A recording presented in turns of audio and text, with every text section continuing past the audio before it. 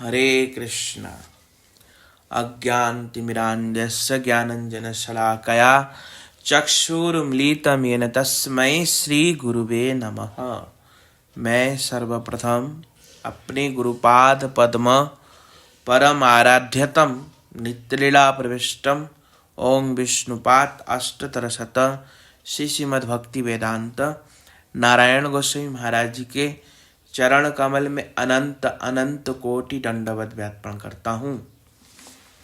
हम लोग गीता क्लास श्रवण कर रहे हैं। गीता में सबसे पहला श्लोक जो कि संजय से धृतराष्ट्र ने पूछा। धृतराष्ट्र उवाच कि धर्मक्षेत्रे कुरुक्षेत्रे समवेतायुत्सवः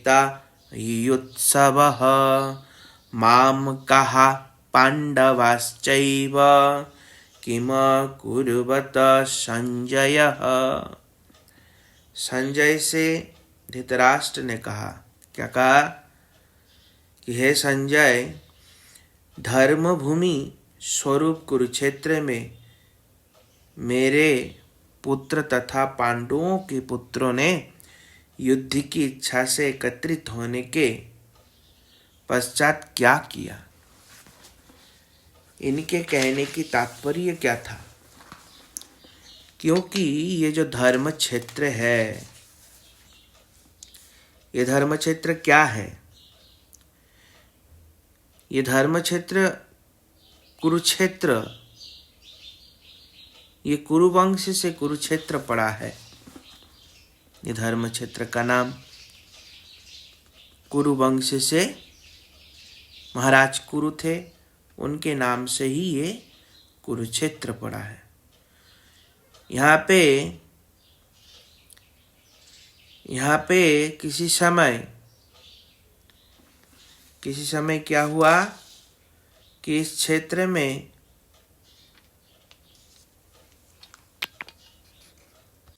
इस क्षेत्र का नाम कुरुक्षेत्र क्यों पड़ा?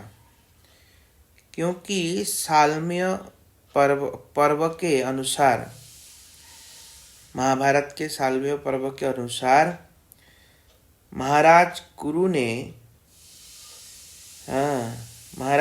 ने यहाँ पे हल चलाया था और हल चला के खेती कर रहे थे। तो उस समय इंद्र स्वर्ग से प्रकट होकर के कहा, तुम ये क्या कर रहे हो, किस लिए हल चला रहे हो? तो महाराज ने कहा कि मैं इसलिए चला रहा हूँ कि यहाँ पे कोई भी व्यक्ति मृत्यु को प्राप्त करेगा तो उसको स्वर्ग की प्राप्ति होगी या ब्रह्मलोक की प्राप्ति होगी, ऐसा कहा। तो इंद्र आकर के उनका उपहास करके चले गए। फिर महाराज जी ऐसे पुनः हल चलाने आए तो फिर इंद्र आकर के ऐसे उपहास किया। तो पुनः पुनः बार बार उपहास करने पर भी महाराज गुरु ने कुछ नहीं कहा। अंत में देवताओं के परामर्श से देवराज इंद्र ने प्रसन्न होकर महाराज गुरु को यह वर दिया कि जो भी इस क्षेत्र में देह त्याग करेंगे अथवा युद्ध में मारे जाएंगे, उन्हें अवश्य ही स्वर्ग की प्राप्ति होगी। इसलिए युद्ध के लिए इस क्षेत्र का चयन किया। इसलिए क्या किया? युद्ध के लिए इस क्षेत्र का चयन किया। तो कुरुक्षेत्र को देवताओं की यज्ञस्थली भी बताया गया है।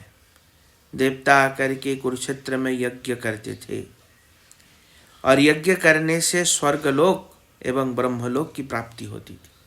कुरुक्षेत्र में कोई यज्ञ करता है तो उसको स्वर्ग और ब्रह्मलोक की प्राप्ति होती है। कुरुक्षेत्र क्या है? कुरुक्षेत्र धर्म और क्षेत्र, ये दोनों पद है। एक तो है धर्म क्षेत्र का ना, धर्म क्षेत्र कुरुक्षेत्र, मतलब धर्म और क्षेत्र ये दोनों ही शब्द है। तो धर्म से क्या है?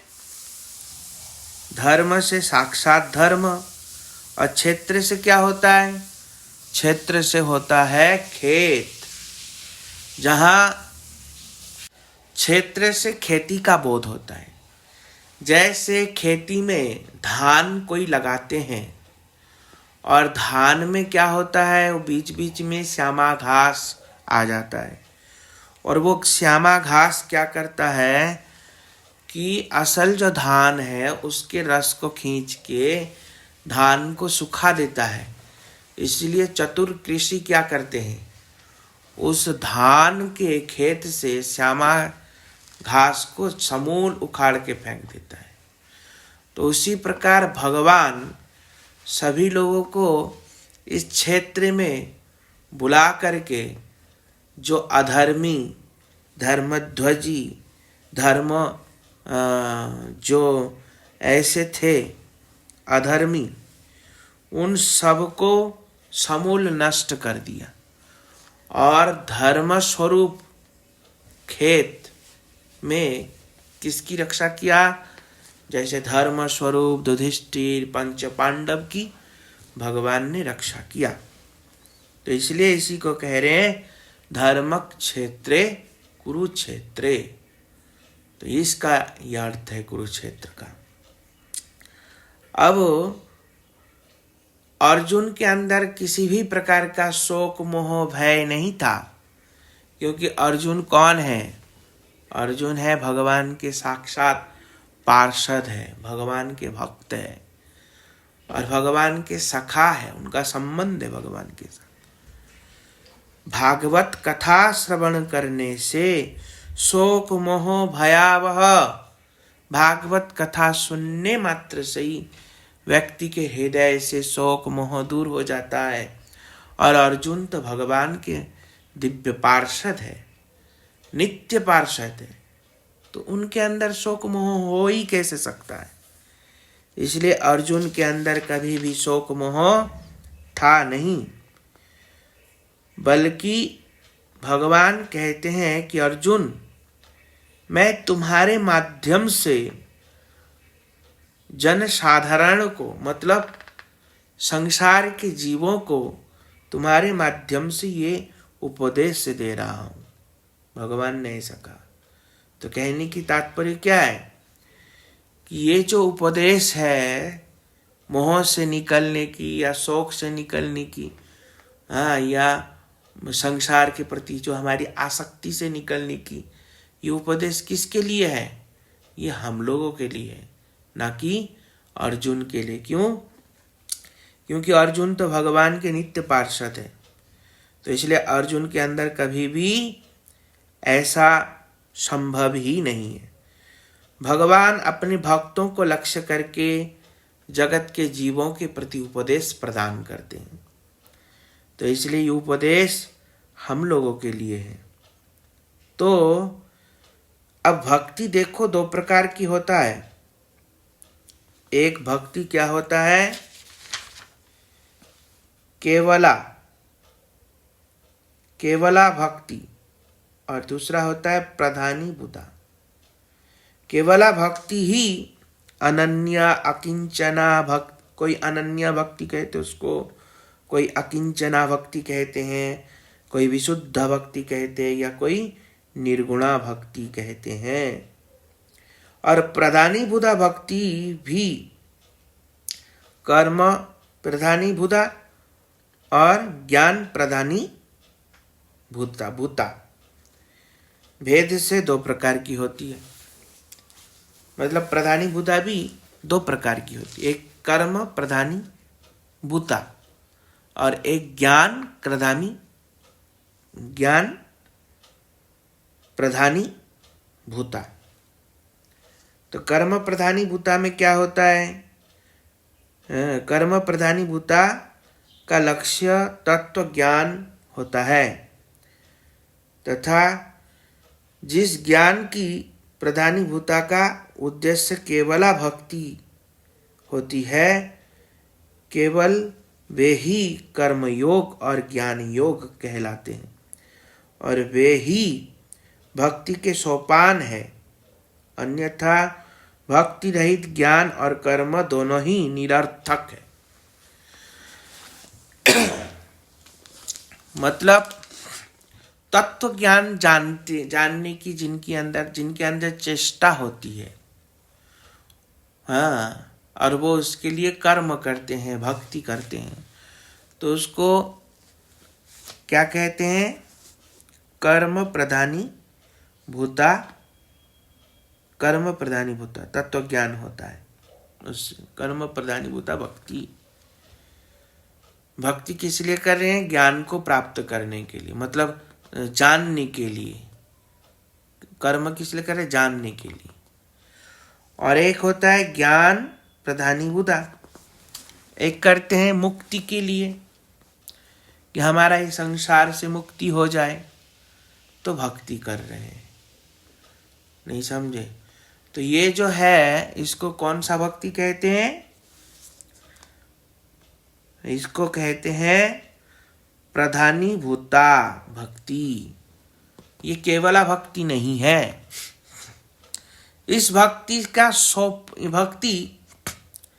केवला भक्ति में प्रवेश करने के लिए सोपान मात्र है, द्वार स्वरूप हो सकता है, पर पूर्ण रूप से नहीं। तो पूर्ण रूप से अभी तो हमारे अंदर ये सब आशा रहेगा, पर बाद में धीरे धीरे भक्ति करते करते ये सब नष्ट हो जाएगा। तो इसलिए ये सब जानना चाहिए।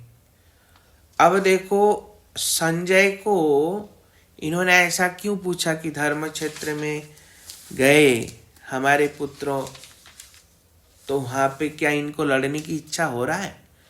तो कहने की तात्पर्य, पांडव तो धर्मात्मा है और ऊपर से धर्म क्षेत्र में आ गए, तो पांडवों को कहीं ऐसा तो नहीं हुआ कि वो लोग धर्म भूमि में आकर के युद्ध करने की इच्छा ही नहीं हो रहा हो? ऐसा अगर हो जाए तो फिर तो धृतराष्ट्र के लिए बड़ी अच्छी बात है। तो इसलिए धृतराष्ट्र ऐसा जानने के लिए ऐसा पूछ रहे हैं कि क्या हुआ वहाँ, ये लोग धर्म क्षेत्र में आकर के अभी भी युद्ध की भावना है कि नहीं? तो कहीं पांडव छोड़ के चले जाए तो इनको फिर लड़ाई करना भी नहीं पड़े और पांडवों को कुछ देना भी ना पड़े।